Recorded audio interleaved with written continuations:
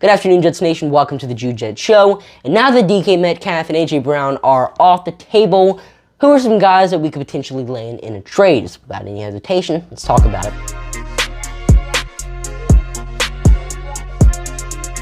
So option number one is Deebo Samuel, who might be available for trade because he removed all things relating to the 49ers off his Instagram today. He doesn't even have a profile picture anymore. Now this could either mean one of three things. Either number one, he's unhappy with the 49ers but they're working things out. Number two, he's unhappy with the 49ers and just doesn't want to play for them anymore. Or three, he's trolling, everything's good with the 49ers and contract negotiations are going great.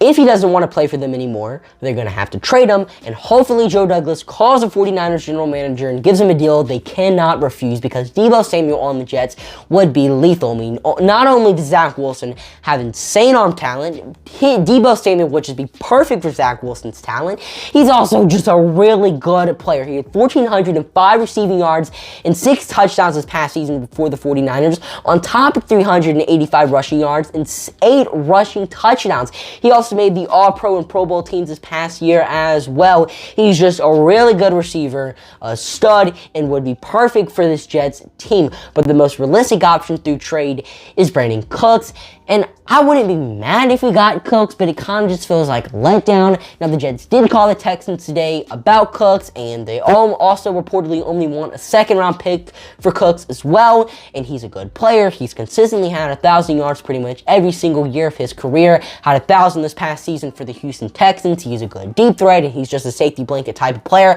As I said, he's just very consistent, and he would be good for Zach Wilson's development.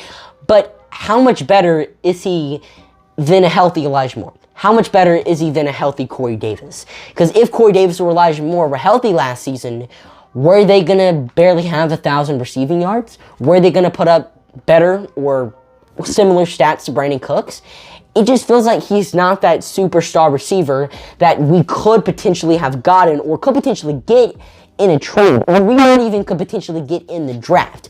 You know, Brandon Cooks, he's a good receiver, but he's not elite. He's not that superstar player. And I just feel like if we trade for him, it would be a letdown. I'm not going to be pissed, but I would be kind of disappointed. But those are the New York Jets options in a trade for a receiver. If you enjoyed the video, let me know by hitting the subscribe and like button. Check me out on Instagram, Twitter, TikTok, @June_Jets.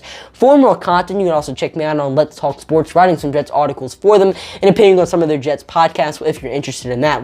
Check them out. Their Facebook page is linked down below. Comment down below which wide receiver you want through a trade, and I'm your host, Jude, signing off for now. See you guys later. Peace.